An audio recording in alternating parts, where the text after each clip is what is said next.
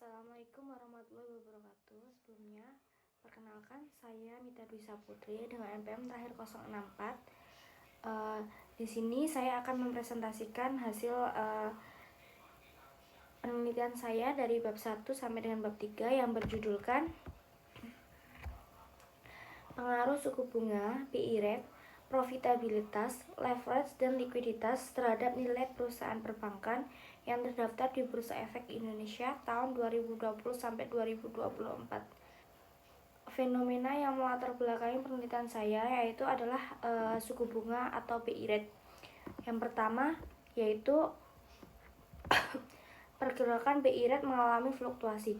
Pada grafik ini terlihat bahwa BI rate selama periode 2020 sampai 2024 tidak bergerak stabil, melainkan naik dan turun mengikuti kondisi ekonomi nasional dan global. Pada tahun 2020, BI rate berada pada posisi relatif tinggi, kemudian cenderung menurun selama masa pandemi untuk mendorong pemulihan ekonomi. Setelah itu, memasuki 2022 sampai 2023, BI rate naik kembali sebagai respon terhadap meningkatnya inflasi global dan pengetatan kebijakan moneter dunia. Menjelang 2024, BI rate kembali menunjukkan penurunan dan stabilisasi. Fluktuasi ini menjadi fenomena penting karena suku bunga acuan merupakan indikator utama dalam kebijakan moneter. Yang kedua yaitu dampak fluktuasi BI rate ke sektor perbankan. Kenaikan BI rate menyebabkan biaya dana atau cost of fund bagi bank ikut meningkat. Artinya, bank harus mengeluarkan biaya lebih besar untuk memperoleh dana, misalkan melalui deposito atau produk simpanan lain. Konsekuensinya, profitabilitas bank berpotensi menurun karena margin atau bunga kredit dan biaya dana makin sempit. Daya saing dalam penyaluran kredit juga tertekan, karena suku bunga kredit biasanya ikut naik sehingga minat peminjam menurun. Dengan kata lain, setiap perubahan BI rate langsung mempengaruhi struktur biaya dan pendapatan bank. Nah, yang selanjutnya untuk yang ketiga, fenomena yang mendasari penelitian saya yaitu dalam beberapa tahun terakhir sejumlah bank besar seperti BRI dan BTN melakukan penyesuaian atas margin bunga dan pengelolaan beban biaya dana. Yang selanjutnya yaitu untuk rumusan masalahnya sendiri. Yang pertama, kenaikan BI rate 2020 sampai 2024 menimbulkan tekanan pada profitabilitas, risiko kredit dan likuiditas bank, namun dampaknya terhadap nilai perusahaan belum teruji secara empiris. Yang kedua, respon berbeda antar bank terhadap kenaikan suku bunga, misal BBRI dan BBTN menunjukkan perlunya analisis parsial terhadap pengaruh BI rate, ROE, DAR, dan current ratio terhadap nilai perusahaan. Yang selanjutnya yaitu ada pertanyaan penelitian. Yang pertama, apakah BI rate berpengaruh signifikan terhadap nilai perusahaan perbankan yang terdaftar di Bursa Efek Indonesia selama 2020 sampai 2024? Yang kedua yaitu apakah profitabilitas berpengaruh signifikan terhadap nilai perusahaan perbankan yang terdaftar di Bursa Efek Indonesia selama periode 2020-2024? Yang ketiga, apakah leverage berpengaruh signifikan terhadap nilai perusahaan perbankan yang terdaftar di Bursa Efek Indonesia tahun 2020 sampai 2024?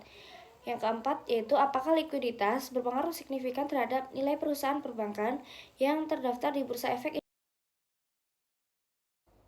Yang selanjutnya yaitu tujuan penelitian. Yang pertama, untuk mengetahui pengaruh BI rate terhadap nilai perusahaan perbankan yang terdaftar di Bursa Efek Indonesia selama periode 2020 sampai 2024. Yang kedua, untuk mengetahui pengaruh profitabilitas terhadap nilai perusahaan perbankan yang terdaftar di Bursa Efek Indonesia selama periode 2020 sampai 2024. Yang ketiga, untuk mengetahui pengaruh leverage terhadap nilai perusahaan perbankan yang terdaftar di Bursa Efek Indonesia selama periode 2020 sampai 2024. Yang keempat, untuk mengetahui pengaruh likuiditas terhadap nilai perusahaan perbankan yang terdaftar di Bursa Efek Indonesia selama periode 2020 sampai 2024. Yang selanjutnya yaitu manfaat penelitian. Manfaat penelitian ini terbagi menjadi dua, yaitu manfaat teoritis. Temuan penelitian ini diharapkan berkontribusi pada pengembangan ilmu dan memberikan pemahaman tentang pengaruh BI rate, profitabilitas, leverage, dan likuiditas terhadap nilai perusahaan perbankan di BEI. Yang kedua yaitu manfaat praktis. Manfaat praktis sendiri ada manfaat praktis bagi penulis, yaitu menambah wawasan dan pengalaman penelitian. Yang kedua yaitu bagi perusahaan perbankan sebagai bahan evaluasi kinerja dan strategi keuangan. Yang ketiga yaitu bagi investor sebagai pertimbangan dalam pengambilan keputusan investasi, terutama terkait nilai perusahaan perbankan. Yang selanjutnya yaitu ada landasan teori. Teori utama yang saya gunakan adalah teori sinyal. Teori sinyal pertama kali diperkenalkan oleh Spence 1973 yang menjelaskan bahwa perusahaan memberikan sinyal kepada investor melalui informasi keuangan, tingkat profitabilitas, leverage, dan likuiditas menjadi sinyal penting bagi investor dalam menilai nilai perusahaan. Yang selanjutnya yaitu penelitian terdahulu. Penelitian terdahulu masih terjadi inkonsistensi antara peneliti satu dengan yang lainnya. Yang pertama yaitu Colamban Murni dan Baramuli 2020 menyebutkan suku bunga berpengaruh negatif terhadap nilai perusahaan, sedangkan profitabilitas dan likuiditas berpengaruh positif signifikan. Pada Freirianto menyebutkan suku bunga dan profitabilitas tidak berpengaruh signifikan terhadap nilai perusahaan, sedangkan likuiditas berpengaruh terhadap nilai perusahaan. Yang selanjutnya, pada Handayana dan Rianti menyebutkan suku bunga berpengaruh negatif signifikan terhadap nilai perusahaan perbankan di BI. Yang selanjutnya, ini adalah gambar kerangka berpikir saya.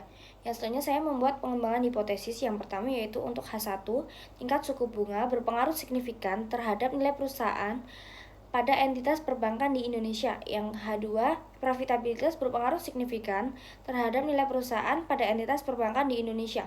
Untuk H3, leverage berpengaruh signifikan terhadap nilai perusahaan pada entitas perbankan di Indonesia. Untuk H4-nya sendiri, likuiditas berpengaruh signifikan terhadap nilai perusahaan pada entitas perbankan di Indonesia. Dan yang selanjutnya yaitu metode penelitian, tempat dan waktu penelitian. Penelitian ini dilakukan pada laporan keuangan sektor perbankan di BEI. Waktu penelitian ini dilakukan dari bulan Oktober hingga Desember 2025. Untuk metode penelitian sendiri, penelitian ini menggunakan metode kuantitatif dengan data sekunder berupa laporan keuangan bank yang terdaftar di BEI. Populasi dan sampelnya sendiri, populasi yang ada dalam penelitian ini adalah perusahaan perbankan yang terdaftar di Bursa Efek Indonesia. Penelitian ini juga menggunakan pervasive sampling dengan kriteria penentuan sampel sebagai berikut. Yang pertama yaitu perusahaan sektor perbankan yang terdaftar di Bursa Efek Indonesia secara berturut-turut selama periode 2020 sampai 2024. Yang kedua yaitu perusahaan yang mempublikasi laporan keuangan tahunan lengkap pada periode tertentu. Yang ketiga yaitu perusahaan tidak mengalami delisting, merger, maupun akuisisi selama periode penelitian. Yang keempat yaitu perusahaan memiliki data keuangan lengkap terkait variabel penelitian saya, yaitu BI rate, ROE, DAR, current ratio, dan nilai perusahaan. Untuk teknik analisis datanya sendiri, pengolahan data dilakukan dengan menggunakan SPSS melalui statistik deskriptif, uji asumsi klasik, dan regresi linear berganda. Pengujian hipotesis dilakukan menggunakan uji T untuk melihat pengaruh masing-masing variabel. Yang selanjutnya yaitu definisi operasional variabel dan pengukuran variabel. Yang pertama yaitu ada nilai perusahaan menggunakan pengukuran PBV atau price to book value dengan definisi berikut dengan rumus harga saham dibagi nilai buku saham. Yang kedua yaitu suku bunga atau BI rate dengan rumus tingkat suku bunga acuan tahunan. Dan untuk profitabilitas menggunakan pengukuran ROE dengan rumus laba bersih setelah pajak dibagi total ekuitas dikali 100%. Untuk leverage dengan definisi sebagai berikut dengan pengukuran DAR menggunakan rumus total liabilitas dibagi total aset dikali 100%. Dan untuk likuiditas menggunakan pengukuran current ratio dengan rumus aset lancar dibagi kewajiban lancar dikali 100%. Yang selanjutnya yaitu daftar pustaka. Sekian presentasi yang dapat saya sampaikan. Wassalamualaikum warahmatullahi wabarakatuh.